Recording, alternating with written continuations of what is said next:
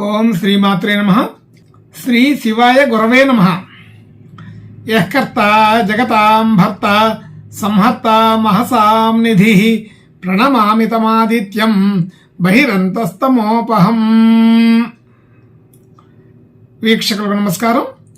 నేను మీ దేవులపల్లి రామకృష్ణ శాస్త్రి, ఆర్కే మాతృశ్రీ తెలుగు జ్యోతిషపరమైన యూట్యూబ్ ఛానల్.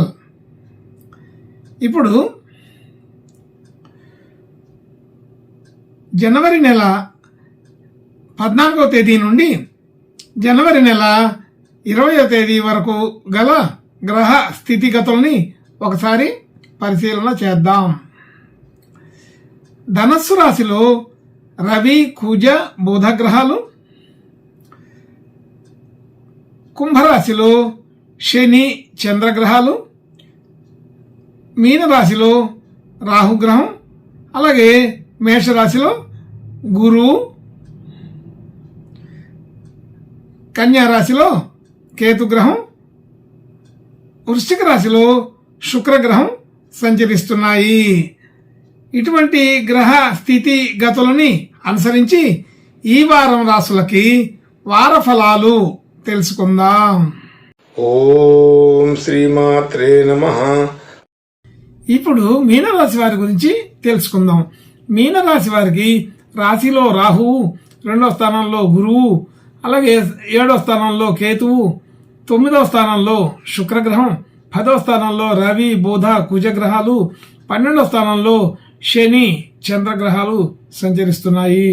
ఇటువంటి గ్రహ సంచారము వలన ఈ వారం ఈ మీనరాశి వారికి మధ్యస్థమైనటువంటి ఫలితాలు కనిపిస్తున్నాయి. అయితే రాశిలో రాహు ఉండడం వలన ఈ రాశి వారు కొంత అనుకూలమైన స్థితిగతుల్ని చూసినప్పటికీ కూడా దాంట్లో కీర్తి గౌరవాలు తగ్గి ఉంటాయి. కాబట్టి ఈ లక్షణాలు కలిగిన వాళ్ళు ఈ వారం షేర్ మార్కెటు, రియల్ ఎస్టేటు మొదలైనటువంటి జూదా ప్రక్రియ కలిగినటువంటి ఆ వ్యాపారాల వైపు మొగ్గు చూపే అవకాశం ఉంటుంది.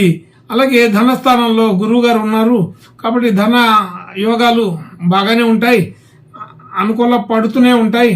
కానీ కుటుంబ సభ్యులు, బంధుమిత్రులతో కూడా కొంత కుటుంబ సభ్యులు, బంధుమిత్రుల్ని కలవవలసి వస్తుంది. వారితో మాట విభేదాలు కూడా వచ్చే అవకాశం ఉంటుందని గుర్తుపెట్టుకోండి. కొంచెం జాగ్రత్తగా మసులుకుంటే బాగుంటుంది. ఆర్థికపరమైన విషయాల్లో బంధువులతోటి ఇచ్చిపుచ్చుకోవడం చేయకుండా ఉంటే మంచిది. దానివల్ల వివాదాలు పెరిగే అవకాశం ఉంటుంది. అలాగే గృహ వాహన యోగాదులన్నీ కూడా సాధారణంగా అనుకూలంగానే ఉన్నాయి. ఈ వారం వరకు ఇటువంటి ప్రయత్నాలు ఫలిస్తాయని తెలుస్తోంది. అలాగే విద్యార్థులకి, విద్యా సంబంధించిన ప్రయత్నాలు చేసే వాళ్ళకి కూడా అనుకూలత బాగానే ఉంది. కొత్త కోర్సులు నేర్చుకునే వాళ్ళకి, కొత్త విద్యలు నేర్చుకునే వాళ్ళకి మంచి అవకాశాలు ఉంటాయి. అలాగే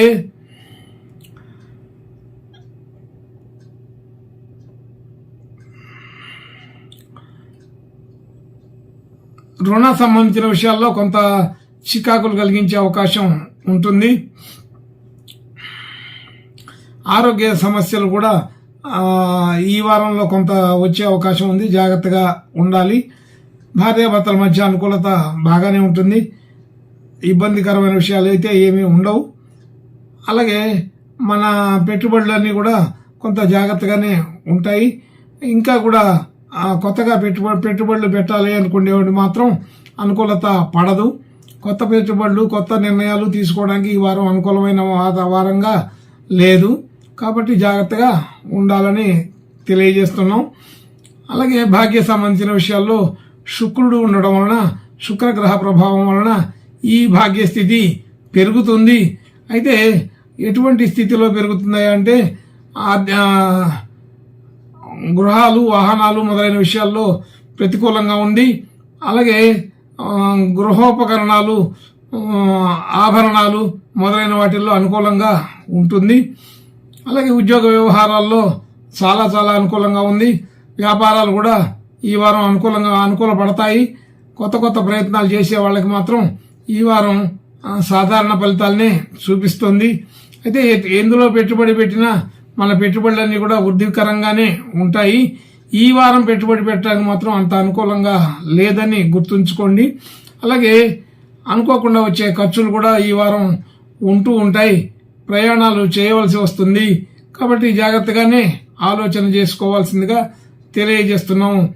ఇంకా మంచి శుభలక్షణాలు కలగడం కోసం ఈ మీన రాశి వాళ్ళు ఇంకా మంచి శుభలక్షణాల కోసం దత్తాత్రేయ స్వామి ప్రార్థన నమస్కారాలు చేసుకుంటే బాగుంటుందని తెలుస్తోంది. శుభం భూయాత్.